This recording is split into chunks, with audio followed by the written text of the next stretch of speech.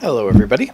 Thanks for joining me for another video. I'm not too sure if I'm going to call this one a prototype video or a repair video or what, but basically I've been doing a lot of testing of lithium batteries, and I've been testing their capacities using these handy little devices, which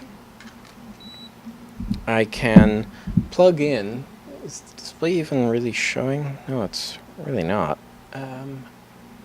We'll bring it a little closer. I'll use the other one that's brighter.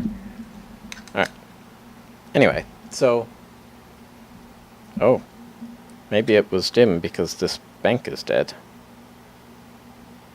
Alright, so basically, you can see the display there. I can plug one of these electronic loads in, and it gives you a current rating and a time and how many milliamp hours, etc. They're really useful because you can actually fully drain a battery bank using them, unlike the just standard hard resistor ones, which will get very, very hot, and you really don't want to just leave those on their own because they've got a fan. It's a dynamic load. You can change the current anywhere from 0.01 milliamps all the way up to about 3.2 amps, although it gets very, very, very warm. Anyway, I was getting annoyed at the fact that the fan was turning on and off constantly, and it was kind of noisy.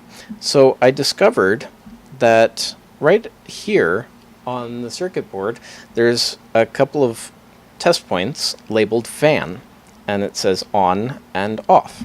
And I played around with them, and I found out that if you short the middle pin to off, it leaves the fan turned off, and if you short the middle pin to on, it leaves the fan turned on.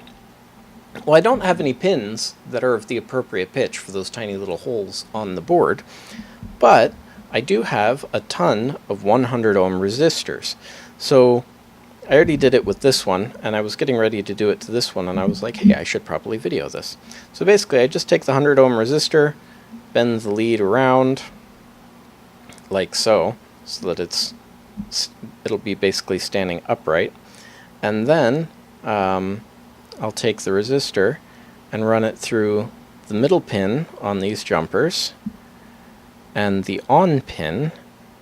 Just kind of slide it through there, and then we'll solder it into place. And I've actually noticed that with the 100 ohm resistor, it actually just kind of turns the fan on a little bit, and then when the temperature circuit detects that the fan needs to actually be on, it'll actually kick the fan up to a higher speed.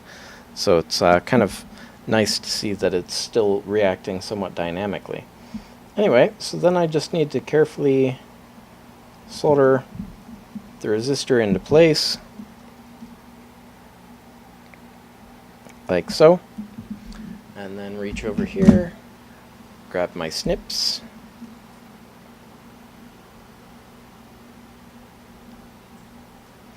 and clip off the excess lead. There we have it. Now that fan will always be on. Anyway, just a quick video there as I'm continuing to work on my solar battery pack. I'll just bring that into view real quick. I've got it charging at the moment.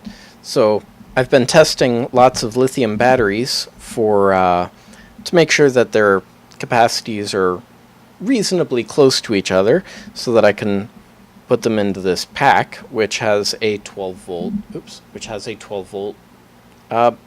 balance circuit on it.